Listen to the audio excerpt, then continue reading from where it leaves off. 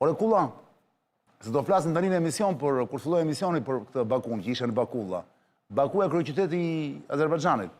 Po, para se të flasim se e ka them në emisionin këtë sot me ty, se është aktualitet, është lajmi i fundit. Po normal. Rikthehet, jo rikthehet. Kulla kthehet nga Azerbajxhani. Sa po erdhë? Sa po ke ardhur? Do flasim pastaj, po më thuaj një gjë para se të filloj emisioni, se jam shumë kurioz vëlla. Ishe këtu ti kur u hakerua, ishe këtu më duket kur u hakerua parlamenti. Jo, kam ikun të martën. A, i këti të martën? Tani, më duke se ato ditë, Homeland, Home thuet? Po, Homeland Justice, kjo që gjasme pretendojnë që janë në kështu grup iranian hakerash, ka hakeruar parlamentin e Shqipërisë. Nga fute e-mailet, nuk i se që kanë ashtu tjetër. Tani o kulla, kur e pek të lajmë, që ndjesi e patë, vlla, sepse kur mendon sa miliona para janë hedhur nga akshi për këto sistemet, pafi hakerojnë këta. Që ndjesi e keti, për shumë, kur e digjon këtë gjë? Do duket gjë normale? S'ka mas një ndjesi. Unë është në pritshmërinë time. Unë e di që kjo është një vend që është pa mbrojtje kibernetike totale. Po që e rëgjom gjitho lekat e rëma? Po t'ju pyta dhe që e rëgjom që të më, s'ka mas një ndjesi, të më thënë. Mua e vetëm e gjithë që s'më bën kuptim është si në rastin e rrugës së Librazhit, që u prish që më vënd që ti ndëroje të ashtu i merë mbrojtje, që kjo është pa logike, se okej, unë s'po them që duhet jetë kryeministri ose ministri si drejtor ndërmarrje, po kur dështojnë i ndëronë edhe vëndës atjerë ose merë masë. Po shtot kjo për nivelin e tendereve të IT-s që bërën atë? Se di se nuk jam brendësie, vetëm e gjithë që di është ka që kur ka ndodhur kjo gjë 4 vite më parë, deri sot që Shqipëria është kuthrat qameti nga kjo pikpamje, edhe nga pikpamje kulturore, nga pikpamje sigurisht. Po përgjësi njëri s'mban këtu për gjithë to. S'ka mbajt përgjësi kush historikisht, sigurisht që s'do mbajt përgjësi kush. Vetëm kur i shkon prokurorit të dera, fillojnë qajnë, pas të ben... Qëtëm? Nuk është puna se... Ka të dhëna sensitive se ti e njeh shtetin shqiptar, ke historikisht që ke qenë dhe përzyrat e... Ka të dhëna kështu sensitive për shembull te parlamenti? Po jo, se ka të parlamentit dhëna sensitive. Thjesht po morën e-mailat e deputetëve, po pa mënyrë si komunikojnë atje. Do zbulojmë ato që ti më burë, si nuk din të flasin parlament, ashtu i kanë dhe edhe komunikimin dhe e-mailet e këtë. Qiko, është jashtë logike, jashtë çdo lloj logike që akshi të shkoj dhe të ketë sistemin e komunikativ të shërbimit, të ushtrisë, të presidencës, të kuvendit, të cilin e këta duhet jetë shpin vete dhe duhet jetë shumë i blinduar. Që kjo punë, që atë më këta këshu e kam bërë, punë nuk çuditem. Do më thënë që të ketë hakerime, jo të këti nivelli që po, do më thënë, po dhe nivelli më të larta. Po më kulla, këta kanë sjellë, kryeministri ka sjellë dhe këtë më valla, dhe këta izraelitët, të kompani që... Po që punë ka kryeministri më valla, se më çmendë, kjo është... Me gjithë e më. Që punë ka kryeministri një vend, kryeministri ka punë tjera për të marrë një vend. Ka që ka dalë vetë më në publik. Po mirë mos problemi ai doli edhe për rrugën e Librazhit, ai s'është inxhinier dali për rrugën e Librazhit. Kryeministri merr masa i thotë si u shëm rruga, i shkarkon dhe i çon për ndjekje penale gjithashtu. Ai këtu i merr mbrojtje, peti që kishte vënë atje 5-6 çlidhe ka. Se kryeministri dhe ja një sekondë dio dhe pa. Ministri janë njerëz politikë valla, janë njerëz teknik. E imagjino ti për shembull Enver Hoxha të merrte mbrojtje këta i çonte për i qethë valla, edhe i çonte në rastin më të mirë çonte spaç. Kur dështon. Jo në spak, në spaç. Në spaç, kur dështoni. Çfarë? Kuptoj pse duhet i marr mbrojtje. Nuk akuzon kush atë se bën ai, por çështja është kur këta dështojnë, po valla, dështove hap krahun do vi tjetër. Tu është i vetëmi vend që çmenduria çon, ata dështojnë dhe këta i mbrojnë. Po pse i mbrojnë, se kuptoj. Ai ka dështu. Në këtë botë ka dy gjëra. O ti e bën dhe e çon me sukses, ose dështon dhe hap krahun. S'është ndonjë çudi e madhe. Dhe këtu është kthy kulturore kjo punë që ta dështojnë, bëjnë ashtu. Është dhe punë e parave që është dhe punë e këtyre më. Milionave që hidhen për që bëhen tendera dhe kështu. Po pse në vende të tjera nuk ka miliona, nuk është ashtu. Tash ç'të mund, nuk është. Jo, po që këtu s'mban përgjegjësinë për këto. Po pra kjo është e gjitha në ekip, pra, në çdo vend ndodhin, nuk ka vende që s'ndodhin dështime, po merren përgjegjësi, do kupton. Nuk i bëhet avokati publik njerëzve të cilët kanë dështuar. Me dashje, pa dashje, me korrupsion, pa korrupsion, kjo punë s'ka shumë rëndësi. Kur dështon, dështon. Fillojmë, Ledion. Fillojmë.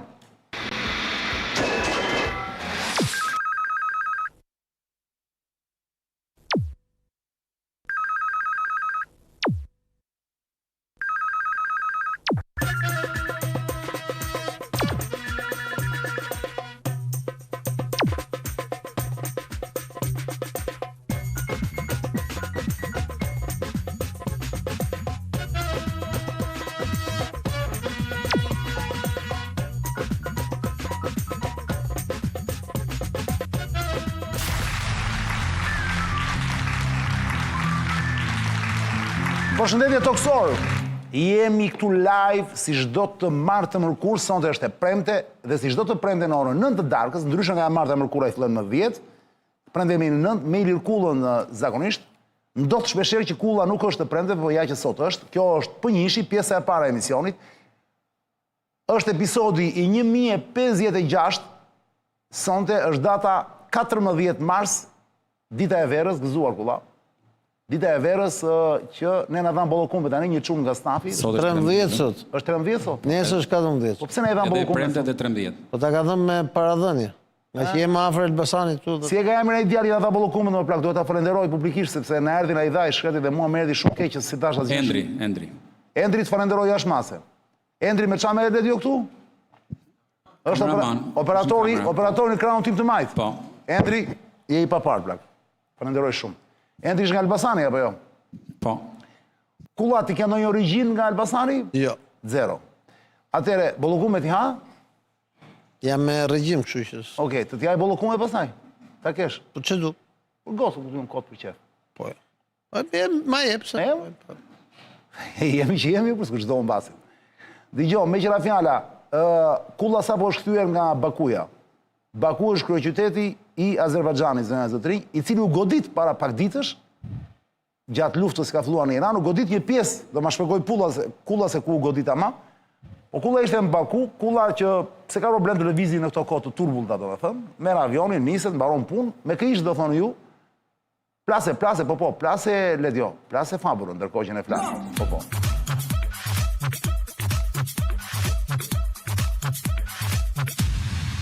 Ka dhe një foto me një personazh që brezat e ri nuk e njohin.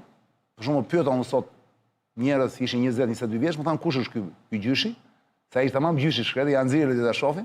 Është njeriu që ka pas një rol kyç në zgjidhjen e krizës së 97-s Shqipëri. Ish kryeministri i Shtatës, ka qenë dy herë kryeminist, ka qenë president. Jo, them lidhur me Shqipërinë, mo. Po sigurisht. Në raport me Shqipërinë dhe më erdhi vet, ishte kryeminist Prodi atëherë. Po. Por t'ju thënë për shembull që ajo krizë sado qesharake që dukej, nuk ishte aq në fakt. Se do dëruan italianët e shkret, përveç forcave që sollën ushtarake këto, si quhej më kolla, si quhej grupi Misioni Alba. Alba, po. Misioni Alba, erdhi vetë Prodi, kryeministri i asaj kohe, Romano Prodi. Interesant, burr interesant, shumë ka qenë Prodi. I mençur shumë. Dhe pash që ishte një foto me ty Kulla në Azerbajxhan. Po nga mëngjes sot. Po presi Ledi ta plasin në ekran, ta mbaj pak atje. Para se të më filloj Kulla të më thot ku ka ngesur lufta në Iran, marrni vesh pak se ç'bënte Kulla në Azerbajxhan shpejt një 3-4 minuta. I jepi Ledio, plase foton me Prodin, e ke apo jo? Nuk e ka? Jo që kam nisur është e sigurt. Nuk e ka tani. Ledio, mirë, gjithsesi do ta nxjerrësh apo jo? Po, patjetër. Se haron Ledio më burr, haron, merr vetëm to që i nis ti në fund, më kupton? Nuk merr ato që i nisun. Ja nisum, s'ka problem. Do t'ja nisësh Ledios jo. Ja tani ja nis. Jo, e ka. E ka thjesht duhet ta bëj. Dgjoj Kulla, më thuaj një gjë molla. Ledio. Ku ka ngec? E para një ç'bëjen në Baku, shpejt. Kulla. Është një konferencë vjetore që shkoi unë atje ajo. Është vjetore. Po. Edhe kishte njerëz shumë të rëndësishëm. Momenti ishte shumë i rëndësishëm. Edhe unë mund të rri edhe momenti dhe vendi, po. Po, vendi po sepse je ngjitur. Gjysmë. Azerbajdžani është kufi me Iranin. Po, kufi, po je afër shumë Teheranit, domethënë, je 20 minuta me avion deri në Teheran, je shumë afër. Dhe 1 orë e gjysmë me makinë deri në kufi nga Baku. Dhe sigurisht që është edhe momenti është shumë krucial, shumë i rëndësishëm. Po për çfarë vendos atje? Çfarë konferencë ishte? U diskutu shumë është ai forumi vjetor i Bakus, domethënë. Edhe u diskutua shumë për situatën, për gjendjen, për krizën ekonomike, për luftën, për zgjidhjet. Është globale si konferencë. Po. Quhet Global Baku Forum. Po tani përveç Prodit që është personalitet sigurisht. Po ishte kjo von der Leyen, ishte ky. A ishte von der Leyen? Po ishte ky Costa. Ishte në hotel me mua atje. Ky Costa ky portugezi. Ishin këta të Bashkimit Evropian me fjalë. Po, ishin. Ishte Charles Micheli. Ish kryeministri belg dhe ish çka ka qenë ai. Ishte Charles Micheli. I vetmi i ri që ka emrin e metros, Charles Michel pyeta. Edhe kishte shumë njerëz, shumë personalitete. Ishte ish kryeministri i Turqisë, kishte ca ministra, kryeministra të tjerë nga gjithë bota, domethënë. Oh. Edhe Ja ku është foto me Po me Prodin. profesor Prodin sot mëngjes. Sa është plakur Prodi, më? Normal, vitet. Sa vjeç është, më? 89. Po mbahet, është mirë. Shumë i kthjellët në mendje. Është i kthjellët, 89 vjeç. Po. Po me çfarë merret Prodi tani, e pyete?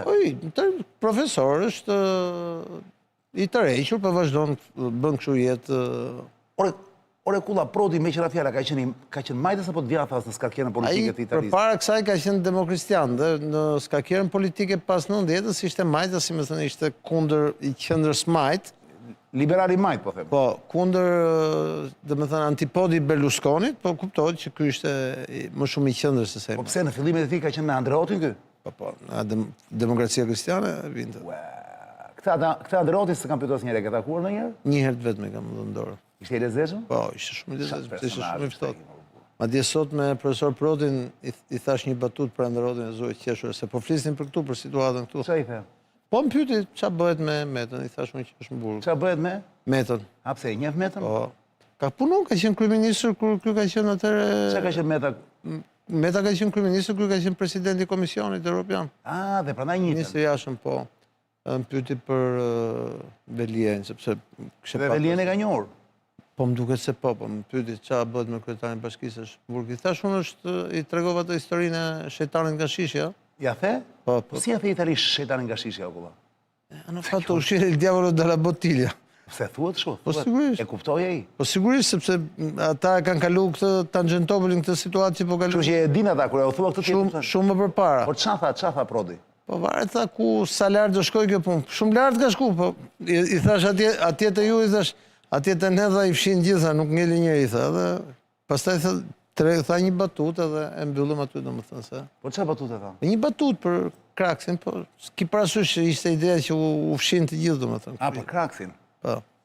Ore kulla, po këtë Tash ne jemi si çdo gjë tjetër, ne jemi më vonë dhe anash me tjerët, po dhe në këtë çështje jemi se italianët kanë kaluar 30 vjet përpara. Po sigurisht apo. Po ti datë gjëra ndodhin më burr, thjesht është me kështu, është me dallgë, kupton? Tani ki parasysh që këtë fundjavë në Itali, pas nesër ka një referendum që pas 40 vjetësh ata po mundohen ta balancojnë çik pushtetin e drejtësisë në raport me pushtetin politik dhe prapë me referendum dhe do jetë shumë e vështirë, kështu që Prandaj tha zoti Rama, kryeministri shqiptar, kur foli para pak ditësh, jo më para pak ditësh, po para 2 ditësh që tha motra ime, tha Meloni kur flisë për drejtësinë. Dëgjove? Po. U jo ke qenë Bakum duket. E ju referua Melonit. Ka këtë fundjavë. Duan ta ashtu që drejtësinë ata, duan të rrumbullakosin pak atje. Po ç'duan ta rrumbullakosin, duan të ndajnë atë karrierën e gjyqtarëve hetues me gjyqtarët, pra prokurorë hetues me gjyqtarët karrierë, domethënë ta moderojnë pak gjën, po shumë e vështirë, kupton? Se edhe Meloni po ha dynjan me Ka referendum, po Nuk se kanë ngrënë dynjan këta, Prodi, D'Alema, Berlusconi, gjithë me drejtësinë kanë përplas kokën këta, kupton? Gjitha qeveritë në Itali nga drejtësia kanë. Po pse ka qenë dhe ky në hetim për shembull, Prodi? Po ka qenë ky në hetim qeveria nga kjo, për shembull, qeveria Prodi në 2008 në rast sepse ministrit të drejtësisë, në atë kohë Mastelës, i kërkuan një urdhër arresti. Edhe shkoi qeveria në votbesim, disa senatorë ranë kaluan, u rrezu qeveria dhe u bën zgjedhje të parakoshme.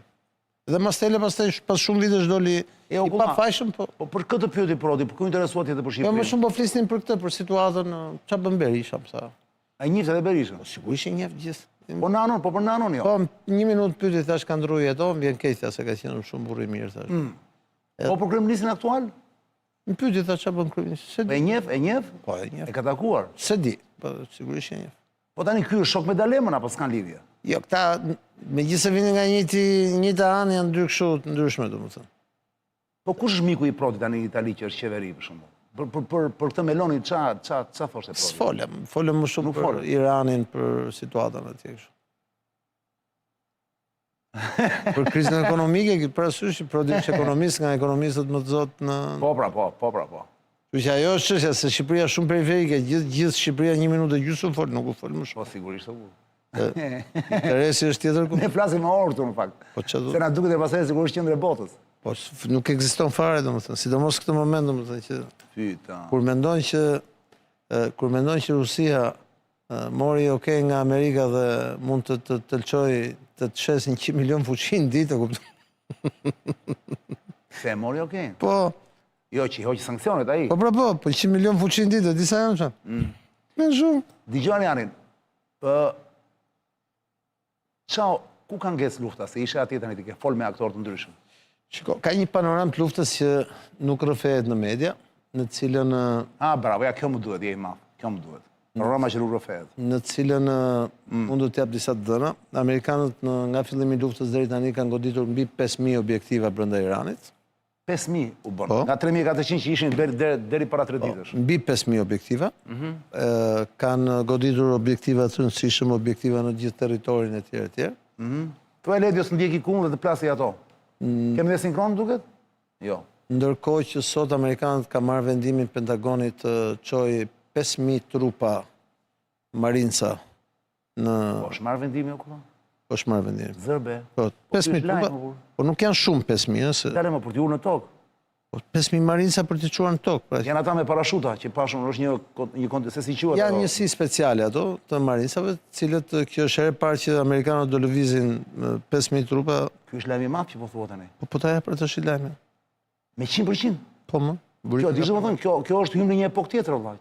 Do shta mund tjetë, po përgatitet faza 2 e operacionit. Në anën tjetër... Dale tani, për t'ju në tokë, do rrëgjë këtu. Po pritë të shis, nuk do më lesh se më ndërprem. Mi, okej, po përse t'i kalon shumë shpejt një në të tjeta. Do më lesh të t'jap informacionet. Mi, bë bilancin, okej. Amerikanët kanë tërhequr 35.000 veta nga Gjiri Persik, nga gjithë vëndet, Kuvajt, Irak, Emirate, Arabi Saudite, Katar, sepse ka një fetva të hoxhallarëve të Iranit që kudo që t'i gjeni qytetarët amerikanë janë objektiv. Gjithashtu, Amerikanët kanë në bashkëpunim me Izraelin kanë bërë operacionet tjera të inteligjencë në underground duke eliminuar njerëz tjerë, kryesisht të gardës revolucionare. Po si që pata thënë, lufta ishte vetëm në nxemje, tash po... Ishte warm-up. Tani po dalin ato të vërtetat, armët e vërteta. Ndërkohë në anën tjetër, Irani ka hedhur rreth 300 deri në 400 raketa në këtë ditë. Numri i raketave ka ardhur në ulje në krahasim me 3-4 ditët e para, por vazhdimisht ka vijuar dhe në mënyrë të veçantë në vendet e Gjirit, po edhe në Izrael ka arritur ta çajë mbrojtjen ajrore. Ka goditur edhe këto bazat amerikane në rajon. Avionin e shikon? Do vim të avionit, po. Se ra ky? Po. 6 të vdekur? Nuk ra nga ky, ra nga një avion tjetër, ta tregoj pastaj, sepse ai avioni që rrëzoi me bishin lart u ul sonte në bëri ulje emergjente në Izrael dhe ishte atje në pistë, po do ta tregoj atë. Okej. Ndërkohë Amerikanët kanë humbur bashkë me 2 avionet e sotshëm, kanë humbur 7 avionë gjithsej në këto 2 javë luftë. Iranianët kanë përdorur rreth 2.000 goditje me dron, pra nëse janë 400 goditje me raketa, janë 2.000 goditje me dronët Shahid dhe dronët e... Me këto Shahidët janë duke bërë namin. Sepse dronët Shahid mund të komandohen me komanda kontrollit të lëvizshme. Dhe në 2.000 kilometra më duket e ka. Shkojnë deri në 2.000-2.500 kilometra, por problemi është se fluturojnë ulët dhe nuk kapen dhe ato përdorin të njëjtin sistem satelitor me cilin ne komunikojmë me telefona satelitor, po me cilin fluturojnë dhe avionët civil në botë. Sot janë 64 satelit mbi tokë, me cilët ne sot komunikojmë, kemi internet e tjerë që nuk është ai që përdor Starlinku, është një sistem tjetër. Dhe kjo është arsye pse është gati e pamundur t'i kapësh, por për më tepër ato kanë komandat e kontrollit i kanë të lëvizshme. Pra është gati e pamundur t'i gjesh ku janë. Dronët amerikanë që qëndrojnë në ajër dhe dronët izraelit qëndrojnë me qëllimin autonom, sepse janë dronë gjujtës, sepse dronët Shahid janë kamikaz, kurse dronët e tyre janë dronë gjujtës, rrinë me orë të tëra me qëllim që t'i gjejnë pra komandantët ose qendrat e komandës dhe të kontrollit që t'i godasin dhe t'i azjesojnë, por kjo nuk është gjithmonë e mundur, në mënyrë të veçantë në formacionet malore që ka Irani, kjo është shumë e vështirë, prandaj kjo është arsye pse Irani ka arritur t'i çajë këto të çajë mbrojtjet ajrore në gjithë gjirin, po edhe në Izrael.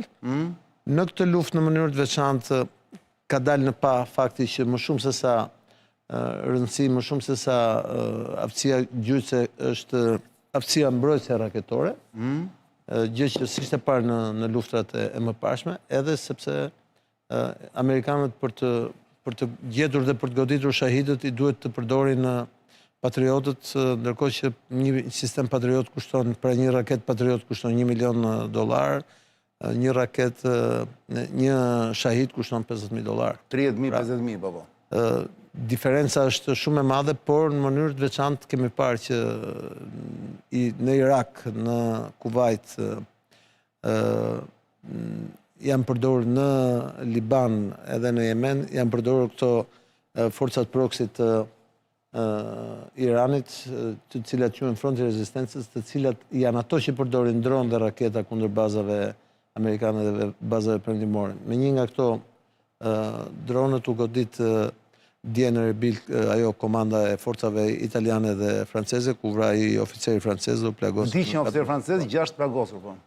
Në përgjithësi, në Erbil fix. italianët kanë marrë vendimin të tërheqin 800 trupat që kanë nga Erbili, francezët gjithashtu të tërheqin trupat e tjera dhe amerikanët po reduktojnë në minimum personelin civil. Janë goditur konsulatat amerikane edhe në Emirate, edhe në Kuvajt.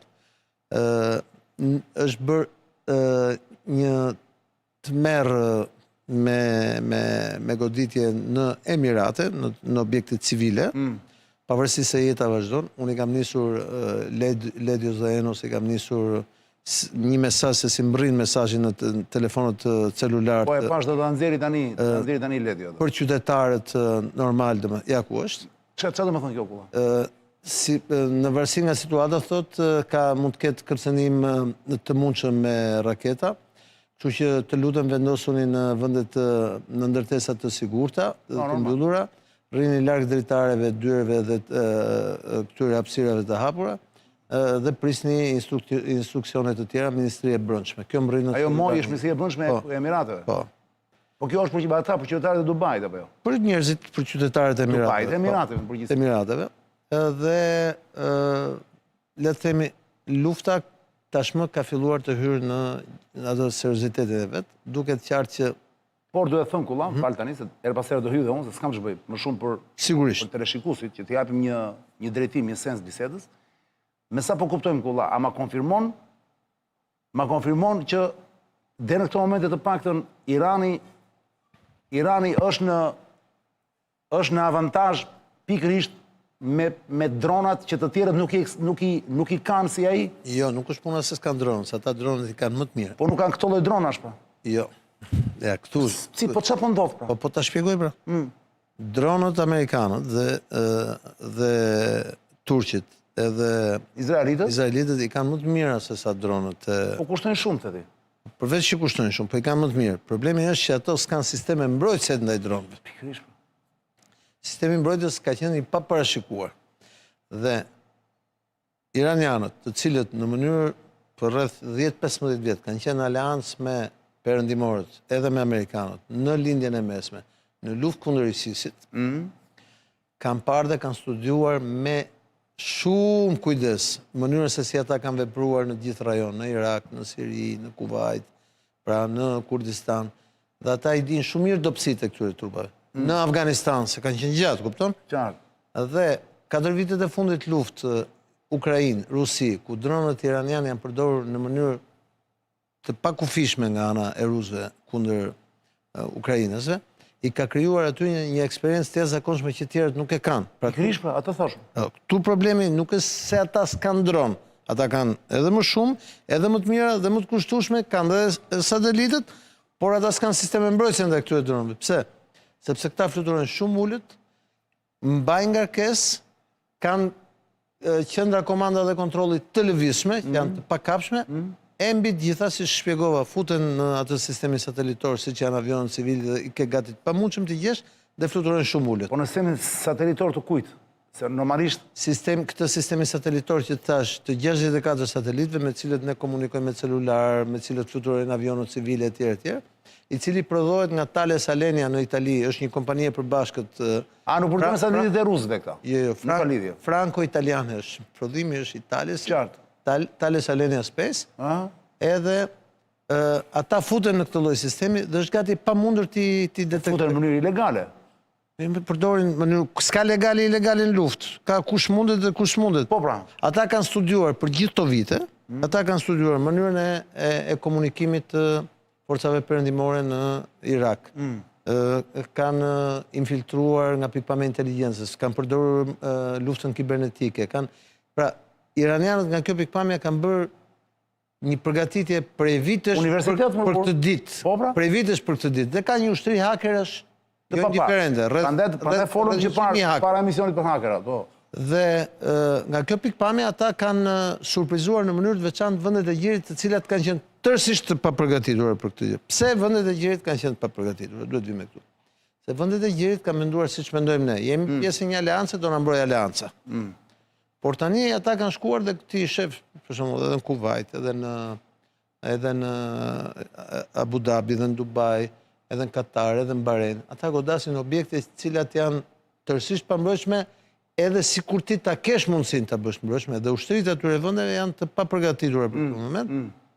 Dhe janë kryesisht objektet në cilat perëndimorët kanë hedhur parat, o për arsye turizmi, o për arsye biznesi, o për arsye ushtrie etj.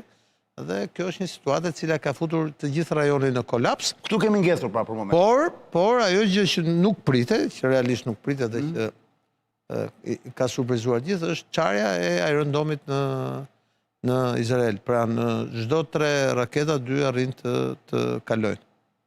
Dhe kjo ka qenë surprizë. Sepse iranianët përdorin, tani ka vëllot përdorin një kështu, këto thuaj raketat që ndajen në ajër, më duket? Përveç atyre që ndajen, ata kanë raketat balistike, cilat po kalojnë, përveç atyre që ndajen, kanë raketat balistike dhe çështja është që të vetmet që mund të bëjnë gjë janë sistemet TAD, dhe sistemet TAD i kanë vetëm amerikanët. Qartë. Dhe kushtojnë shumë dhe kanë dhënë ata, por nuk mund ta mbulësh gjithë Izraelin me sistemet TAD. Për mokullar, në ditën e 15 që jemi sot të luftës. 14 besoj. Dita 15 më duket. Po nisë. Të them këtë pas të bëjmë një pauzë, kalojmë të temë, se do vazhdojmë për Iranin. Okulla, a mund ta themi sot, mund ta konfirmojmë sot që në fakt pas 14-15 ditësh që po bëhet lufta sot, a mund të themi që fuqia e Iranit është minimizuar, pra ka rënë, pra nuk ka më atë fuqi goditse që kishte në ditët e para? Jo. Si vazhdojmë po njësoj? është vazhdo. Kjo është një gjë që kjo sulmi i bazave në Erbil është sot. Jo, flas në nivelin e raketave që shënë ata. Nivelin e raketave vazhdojnë edhe sot edhe dje kanë goditur. Kjo është problemi. Kjo është gjë që ka ngecur. Pra atyre nuk janë paksuar municione, thuati. Që municione kanë sa dush aty. Këtu gjithë problemi është që kontrolli i ajrit nga Amerika dhe nga Izrael. Nuk e kanë më kontroll në ajrit. Kontrolli i ajrit që ka mblet mbaroj lutem. Kontrolli i ajrit nga Amerika dhe nga Izraeli nuk ka dhënë efektet, pavarësisht se kanë goditur mbi 5000 objektiva, nuk ka dhënë efektet e pritshme në bllokimin sepse ata janë përgatitur për këtë gjë. Dhe ti sulmon nga ajri, ata punojnë si urithet nga toka. Dhe kanë lëshuar dhe shumë raketa me këto prokset që kanë rajon. Qartë, në Liban... E ketë pamundur. Pra, kjo është dhe arsye pse amerikanët tash po ndryshojnë strategji dhe po përgatisin 5000 trupa dhe me siguri do përgatitin edhe shumë trupa të tjera, sepse me siguri do mundohen që të kenë operacione, për shembull në Kurdistan. Ja, do vemi atje, do vemi kulla. Do vemi. Okej. Do vemi se ka marrë në të kohës, Okej. Ledio, bëjmë një xhiro në lobi. Kemi njoftime të reja sot nga lobi.